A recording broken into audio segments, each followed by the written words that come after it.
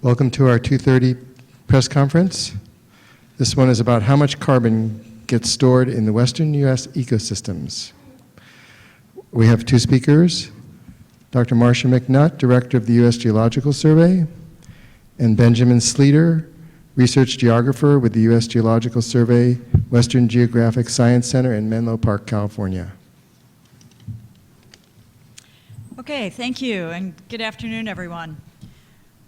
Today, the Department of Interior is releasing a landmark report that assesses carbon storage and sequestration capacities in Western ecosystems.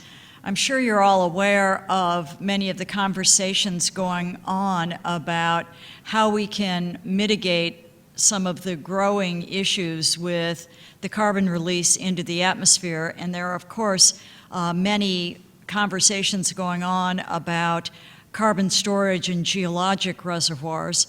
And one of the issues that USGS was asked to examine through a congressionally mandated study called the 2007 Energy and Security Act was to look at how much carbon we can store in biological ecosystems through natural biological action. And the purpose of this report was to help managers, land managers, and planners understand what actions they can take to encourage the right activities that would increase the capacity of the biosphere to mitigate carbon dioxide in the atmosphere, and what kind of actions might actually take us in the wrong direction in terms of carbon storage. This report was peer-reviewed by some of the top USGS, U.S. Department of Agriculture, and university scientists who are experts in their field on carbon cycling, on land use, land cover, and on wildland fires.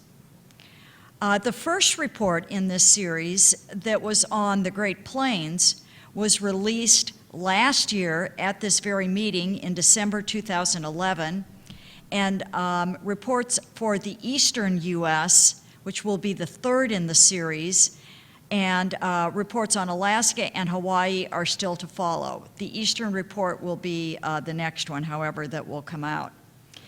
This specific report estimates the ability of different terrestrial and aquatic ecosystems in the West, which is defined as the area from the Rocky Mountains to the Pacific coast, to store carbon. And this information is vital for sound, science-based land use and land management decisions that hopefully can increase rather than decrease the amount of carbon ecosystems will be able to store in the future. This region from the Rocky Mountains to the Pacific coast encompasses just over 1 million square miles. It includes such well-known ecosystems as the Rocky Mountains, the Sierra Nevada, the Mojave and the Sonoran deserts, the great forests of the Pacific Northwest. It includes vast grasslands and shrublands of the Great Basin. The fine level of detail that this study covers allows land managers and policymakers to track and calculate carbon storage and greenhouse gases over time for areas as large as an entire state, or actually on smaller scales such as a national park or smaller regions of interest. For example, this kind of information could be used to examine the different kinds of land management decisions that are made for, say, Yellowstone National Park versus a national forest next door, to say, how do those different land management strategies lead to different carbon storage in those two regions. It also could be used to understand how the rate of carbon sequestration increases as forests regrow after a large wildfire. One of our lead authors, research geographer Ben Sleeter, will now discuss some of the major findings of the report. Ben is an expert in land use and land change, and his home office is our Menlo Park Science Center in California. So Ben, take it away.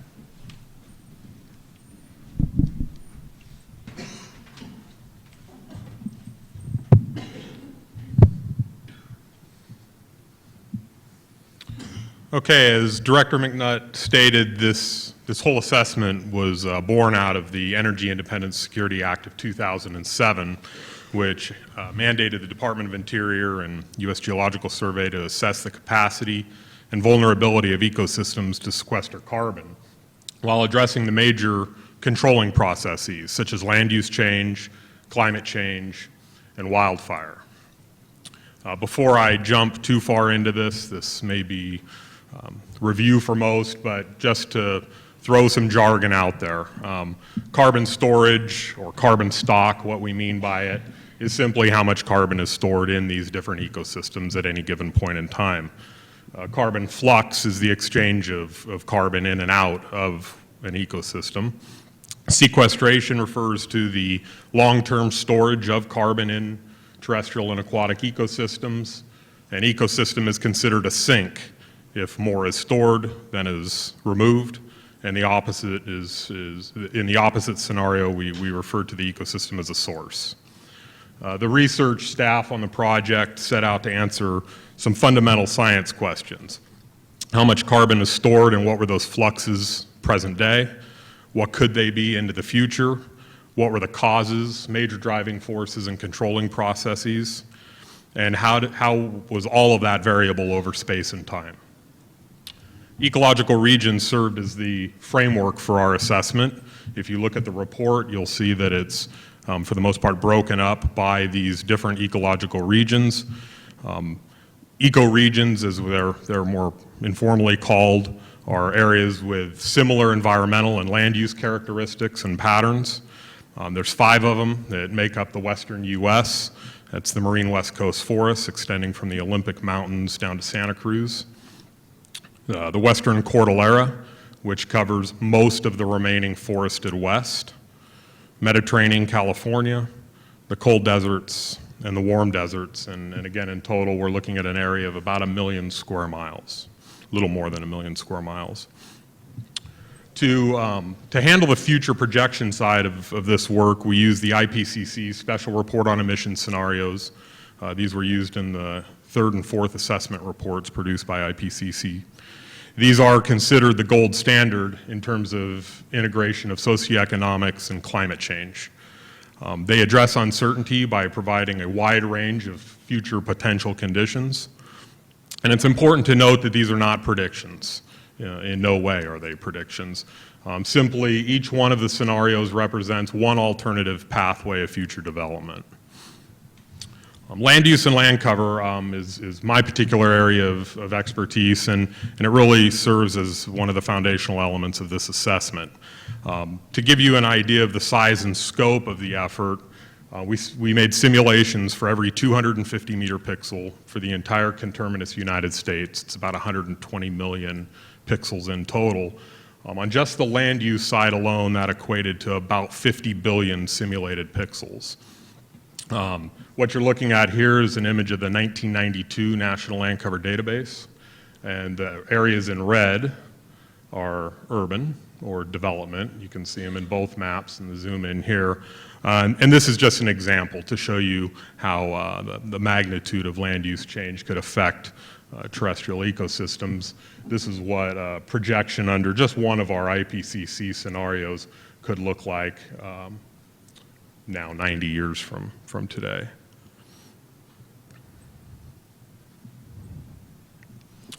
Okay, so before I body slam you with a whole lot of numbers, there's not that many, but I just wanted to warn you. So guess what? Here comes some numbers. I'm just going to briefly cover total carbon storage in the West. We have some numbers on the annual rate of sequestration, both present day and projected into the future. And I'll give some examples about how both of those are variable over both space and ecosystem. So in total, current carbon stock was estimated about 14 billion metric tons. My 5-year-old a couple of weeks ago at Big Tree State Park thinks 14 billion's about that big.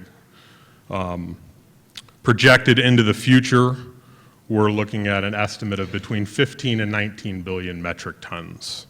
That's by 2050, the end of our projection period. Total carbon sequestration. was estimated at about 91 million metric tons per year. That was distributed primarily between, distributed entirely between aquatic and terrestrial ecosystems, terrestrial obviously being the major contributor here. That 91 million metric tons is roughly equivalent to the emissions from about 44% of US automobiles, about 83 million passenger cars, or about 5% of all US fossil fuel emissions. I want to take just a second to describe the only graph you'll see here, but this shows the projected change in the rate of sequestration by 2050 for the 3 different IPCC scenarios that we used, and they're purposely given these very vague names, A1, B, A2, and B1. And you'll see that the projected change in the rate declines in 2 of our scenarios, one by 7%, one by 16%, while in the B1 scenario we see an increase in the rate, so more carbon being stored on an annual basis. The major distinguishing characteristic between these 2 scenarios and B1 here is that the A scenarios are focused on much more intensive resource use. They're more economically driven scenarios. A2 has especially high population growth. B1 is kind of the characteristic global environmental scenario where protection of resources and biodiversity is an important driving force. Wildland fire had emissions of about 41 million metric tons of CO2 equivalent every year. That's 11 million metric tons of carbon. And just for perspective, that's about 13% of the annual rate of sequestration. Future projections for wildland fire point to, across all climate change scenarios, point to an increase in area, the emissions from those projected burns, and the number of extreme fire years. Aquatic systems sequestered about 4.5 million metric tons. They had emissions of about 26 million metric tons, the equivalent of about 30% of annual sequestration, and a number significantly higher than that of wildland fire. Forests were the second most common land use, land cover type in the western region, covering about 282,000 square miles. There's considerable variability in the types and the amounts of carbon stored and sequestered in western forests. Total storage was estimated about 9 billion metric tons, with a net annual sink of around 56 million metric tons.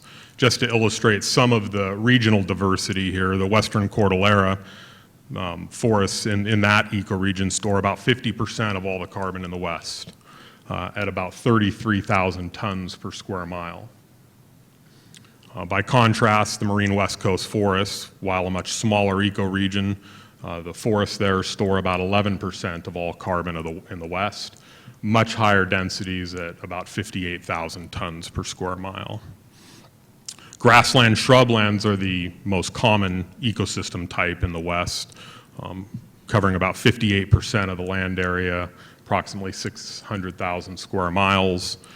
They store about 1/4 of all the carbon in the West, with densities around 6,000 tons per square mile. Agriculture, relatively small amount of land area, about 6%, 62,000 square kilometers, but highly localized in the Central California Valley, the Willamette Valley, the Columbia Plateau, and the Snake River Plain. Stores about 4% of the carbon in the West, about 600 million metric tons. So just in summary, this represents the first integrated assessment of carbon stocks and fluxes across both terrestrial and aquatic systems. We've quantified the amount of carbon stored and sequestered, roughly equivalent to about 5% of US fossil fuel emissions. And the western US is projected to continue to be a strong carbon sink, although at a decreased rate in some scenarios, with carbon stocks increasing through 2050. And I'll just point you to 2 publications, both released today. The first one is Status and Trends of Land Change in the Western United States. I mention this because a lot of the data and research that went into this served as the foundation to our land use work for this project. And then, of course, the report on carbon stocks and fluxes, which is also being made available today. And I'd also make sure to note that on the right-hand side here, I've listed the assessment team leads for each of the different kind of sections of the work we conducted. My particular area of emphasis was on scenario development, land use, and ecological regions. I can certainly try to answer any questions you have as it relates to the whole report, but I'd also point you to some of these key people that were instrumental in its completion. With that, I'll try to answer any questions. Do we have any questions here in the room?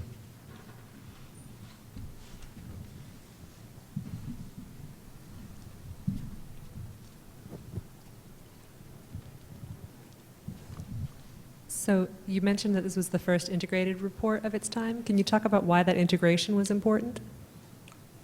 Why the integration's important? The big contribution was the inclusion of the aquatic systems, the first time that had been done, but also the integration of all those major controlling processes. Land use projected into the future at a relatively high resolution, both temporally and spatially. Climate change projections being consistent with the land use projections, both operating under the same set of socioeconomic driving forces, and then of course the wildland fire component, also utilizing the same base scenario framework. Other questions? And please state your name and your media affiliation. Harvey Lyford, freelance.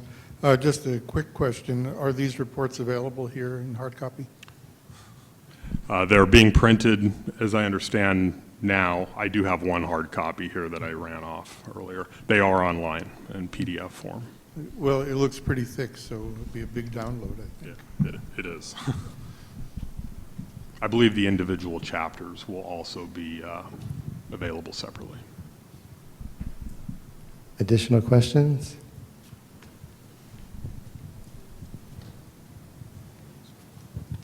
Ryder Miller, freelance. What do you think is going to prevail? I mean, in terms of people who want to preserve these areas as they are, or people who want to plant trees to absorb more carbon dioxide from the air? Do you have a sense of what determinations are going to come from this? Well, I think the important thing about this report is that it's the science that can inform that debate. I think before this report was available, there was really no integrated assessment that would allow communities and whether someone is, let's suppose a community is trying to decide whether thinning of the forest is best, or whether a forest should be allowed to evolve naturally, or whether a forest should be replaced with agricultural land or whatever. And there was no report that could actually take all of those choices and put them in a consistent framework, and also look to the future and say, how can that choice be evaluated now and into the future in terms of what it means for carbon storage, and whether we're making the right choice for the environment. And this report will inform that choice scientifically. This is not meant to be a policy document to tell people what they should do and what they should value, but at least it tells them scientifically, if you do this, this is what will happen to the carbon storage, and that's its value.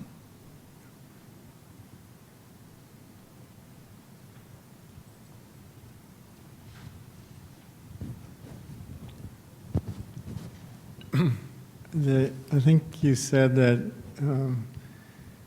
the storage was only equal to 5% of all U.S. fossil fuel emissions. That doesn't The sound... annual flux Oh, is that as bad as it sounds to me, or? I'm not sure I'd put a qualitative statement on it. It's more just for reference that out of all the U.S. fossil fuel emissions, the annual rate of sequestration is about 5% of that. So I guess what I'm asking is, would we be better off to burn less fossil fuels than worry about how we're sequestrating carbon? You know, I think it's probably, before anyone ever began any of these studies, we knew we couldn't grow our way out of burning fossil fuels and, you know, plant trees to offset all of America's appetite for burning fossil fuels. That simply was not going to be in the cards. I think what it does simply say, as Ben said, it's just a simple measure. But what it does say is that there could become a time when we have sufficiently moved the United States towards renewable energy in terms of geothermal and wind power and solar power for meeting much of what is current electrical energy generation and other things like that, that we take a look at what part of our energy consumption absolutely must come from fossil fuels, because there is no other way to replace that. And we could say that there is the possibility that the biosphere could offset some fraction of that. And I think these numbers allow one to say that there's some hope that U.S. annual carbon storage could be offsetting that. But you know that the fossil fuels we're currently burning are carbon that was stored geologically through the decay of plant matter that happened over millions of years, and therefore expecting annual growth to offset what we're releasing from that millions of years of plant storage is unrealistic. Other questions?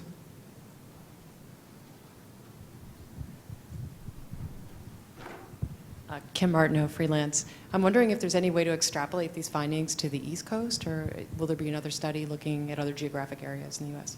We're just completing the modeling for the East Coast right now, and we hope to have a report out, I believe, by the summer of 2014 or end of 2014 at the latest for the eastern U.S. But certainly there's a lot of science, basic research that was done for the Great Plains and for the West that should be very much underpin that study as well. But each of these areas have had new challenges. For example, I'm guessing there will be new science needed to deal with places like the Everglades that do not have equivalents in the Great Plains in the West. Daniel Venton, KRCB Radio. Can you give us some more specifics on the different scenarios that you evaluated? You said there were 3. Yeah, so the 3 different scenarios we used, I had the names up, A1B, A2, B1, developed by the IPCC back in 2000 for the 3rd assessment report. And they describe, in this case, 3 very different global futures. They were built on basic principles and understanding of socioeconomic trends. So projections of population, projections of income, wealth, GDP growth, assumptions about the rate of technological innovation, energy use, a number of the underlying driving forces that would affect both greenhouse gas emissions, but also land use. The primary characteristics here are between the A1B and the B1 scenario, they have the same population projection. That's one of the hallmarks of those two scenarios. They also share high income growth, assumed income growth. The major diverging point here is that the A1B scenario was focused on market-based solutions, whereas the B1 scenario was assumed to have more top-down regulatory involvement. They're both global in nature, so new technologies diffuse rapidly. But the major differentiating factor is the assumption about very strong environmental protection in the B1 scenario. A2 is a bit of a very high population growth, even in the US. I think we hit 700 million people by 2100. So that's really the major underlying driving force in A2. Very high population growth, both globally and nationally. Very high demands for agricultural production to meet growing food demand. High timber production in A1B. So those are some of the major distinguishing characteristics of the two.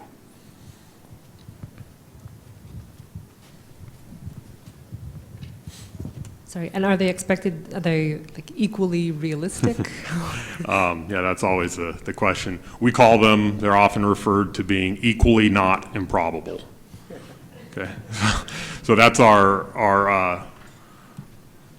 way of saying it, and this comes from the IPCC directly, that none of the scenarios, very specifically, none of the scenarios represent preferred outcomes or desirable outcomes. They were simply designed to represent as wide a possible range of future conditions so as to capture that potential range of uncertainty in climate change. And that's why when you read the different climate assessments, you always get a min and a max. Well, this is what's underpinning that min and max in emissions or warming or precipitation. So none of them are more likely than another.